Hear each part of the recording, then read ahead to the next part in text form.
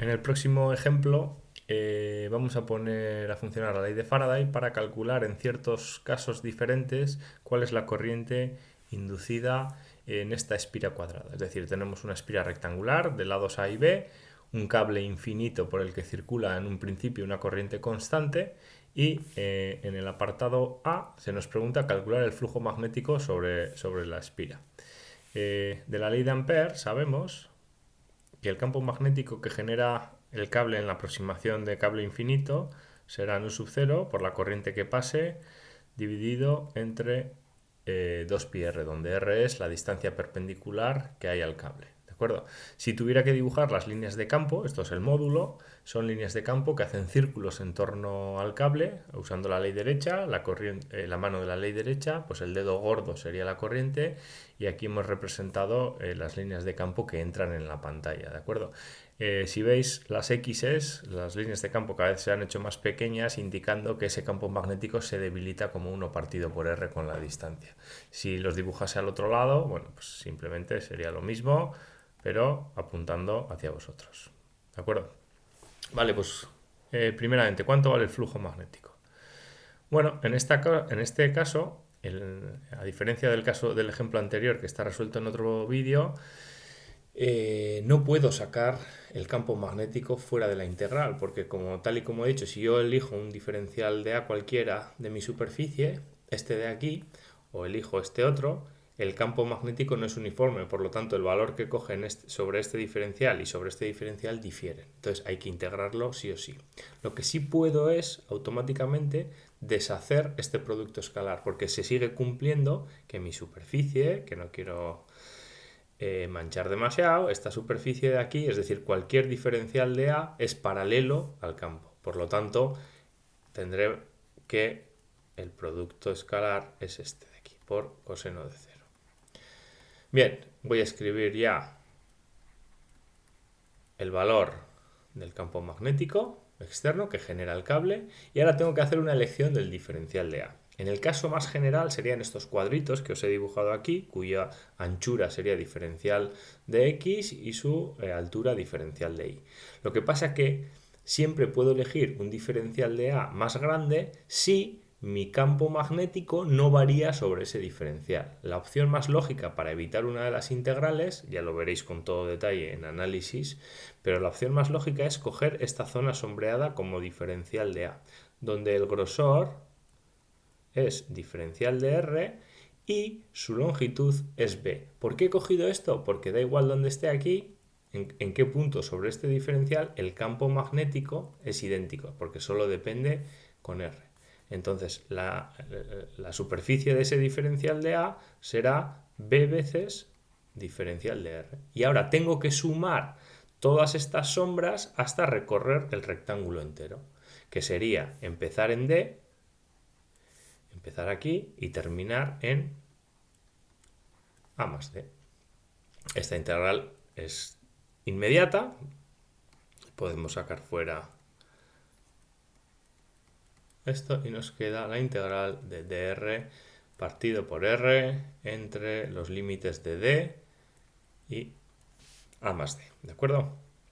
Bueno, esta integral da un logaritmo neperiano de r,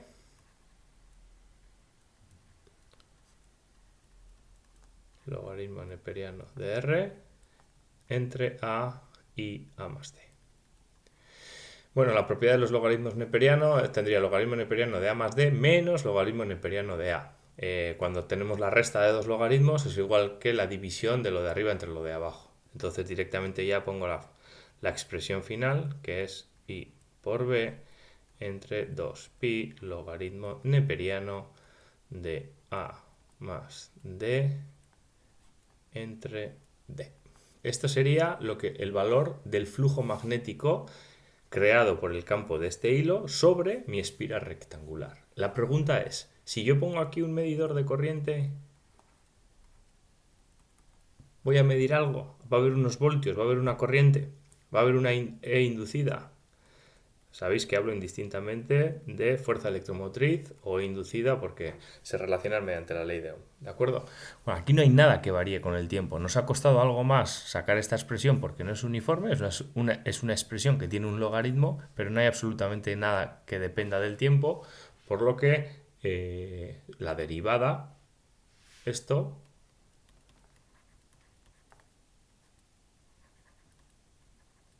es cero. No se produce corriente. Bien, con esto hemos terminado el apartado A. Ahora, supongamos que alguien empieza a jugar con esta corriente y de forma que ya no es constante y es una función del tiempo. La hace crecer, la hace decrecer. En este caso se nos propone ahora que sea una cantidad inicial y cero por una función lineal ascendente donde A y B son constantes. Quizás B, aunque he puesto B, no es la mejor elección porque B también hemos llamado a la anchura de este rectángulo, por lo tanto voy a llamarle B' para no confundir eso con eso. Bueno, pues ahora la fuerza electromotriz será nu sub 0 B entre 2pi logaritmo neperiano de A más D entre D por cómo varía, ahora sí que tengo una función que varía con el tiempo, por cómo varía este de aquí respecto del tiempo. Esa es la derivada. ¿De acuerdo? Siempre me gusta trabajar en valor absoluto. Me despreocupo del menos de la ley de Lenz y ahora sí me toca dibujar hacia dónde va a ir la corriente, si va a ir en sentido horario o en sentido antihorario. Bueno, ¿qué es esto? Esto es una función positiva. Positiva porque es supuesto que estas tres constantes son positivas. Entonces la corriente está aumentando, cada vez es más fuerte. Por lo tanto, si este está aumentando, el campo magnético está creciendo. Si el campo magnético está creciendo, el flujo sobre esta superficie está creciendo. Para mantener el mismo flujo hay que inducir un campo en dirección contraria. Este será el B inducido. Y eso con la ley de la mano derecha, siendo este el dedo gordo, te da una corriente inducida en esta dirección. ¿De acuerdo? Aquí hemos optado por porque lo decía el enunciado, por una corriente que depende del tiempo que es lineal. Bueno, ahora, aunque no lo diga el enunciado, suponed, vamos a cambiar de color, que mi corriente sobre el cable, sobre este cable de aquí, ya no tiene esa expresión, sino que es una amplitud, la que sea, I sub 0 por seno de pi t. Esto quiere decir que la corriente es alterna, el seno varía entre 1 y menos 1, entonces la corriente está haciendo es positiva, negativa, y está fluctuando con un periodo que viene marcado por este pi. ¿Vale? ¿Qué es lo que va a pasar en la espira? Bueno, pues lo que va a pasar en la espira es que la E inducida, la fuerza electromotriz, o si queréis la corriente inducida, si me dan la resistencia, perdón, a ver,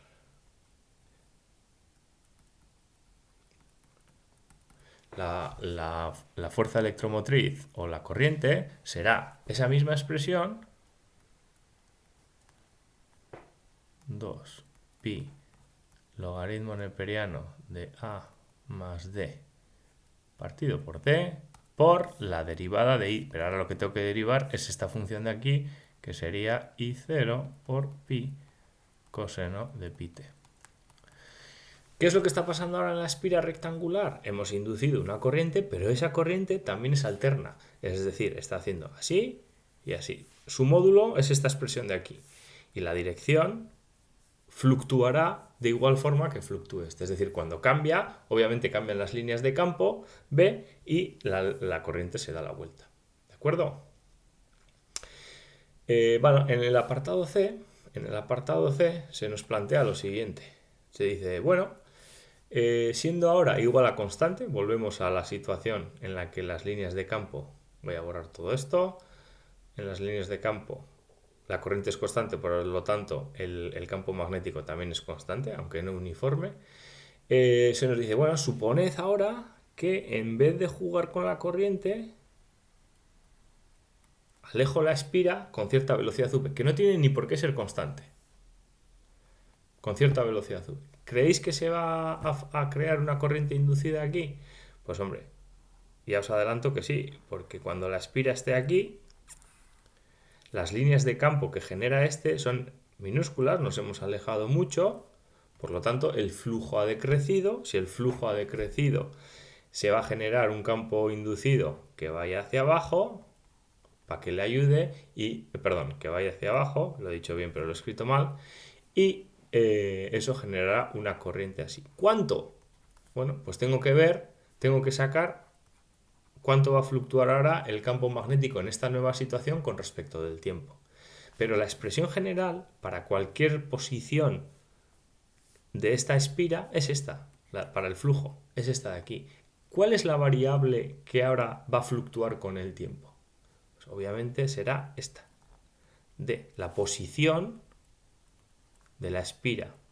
Antes era la posición estática porque no se movía, pero ahora eso va a empezar a bajar, por lo tanto va a ir en el eje R si queréis, o si queréis llamar este eje vertical en el eje Y. R he dicho porque aquí hay una R puesta, pero en lo que queráis va de arriba a abajo, por lo tanto se va a ir alejando y va a ser una variable que dependa del tiempo. Puede ser un movimiento acelerado, constante, un movimiento muy complicado. No vamos a hacer ninguna suposición al respecto, ¿de acuerdo?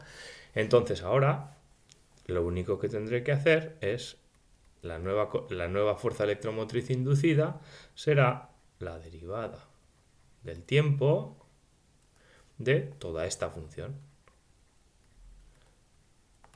I sub b entre 2pi,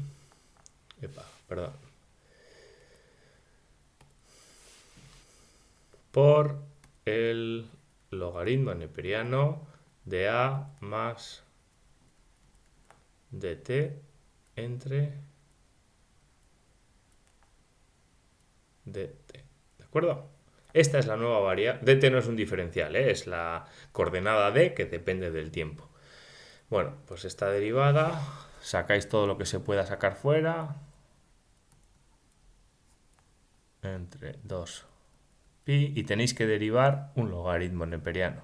Y la derivada de un logaritmo, bueno, vamos a ponerlo así, vamos a hacerlo en 2 pasos para no correr. Logaritmo neperiano de, vamos a ponerlo como 1 más a entre, así es más fácil derivarlo, ¿de acuerdo?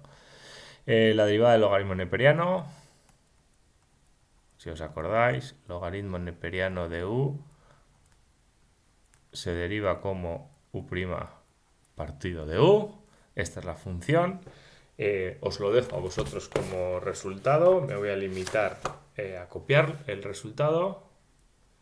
Pero esto será nu sub 0 y b por a por la velocidad entre 2pi dt por dt más a. ¿De acuerdo? Donde he definido como v, que es una notación un poco cochina, esta de aquí, ¿vale? Esto no es un diferencial, ¿de acuerdo? Esta es la coordenada de, quizás sería más adecuado llamarle zt o xt o algo de ella, y la derivada de esa coordenada respecto al tiempo, pues es la posición. Obviamente esto es la posición de la espira, pues eso es la velocidad. Aquí, repito, no he hecho ninguna suposición de si se aleja con velocidad constante o si se acelera.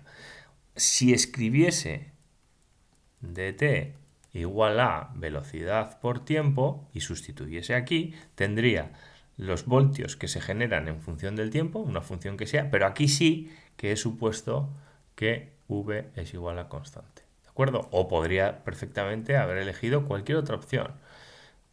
Un medio de at cuadrado o lo que sea, ¿de acuerdo? Esto, siempre y cuando el enunciado no lo diga, no lo puedo asumir. Esta sería la solución más general.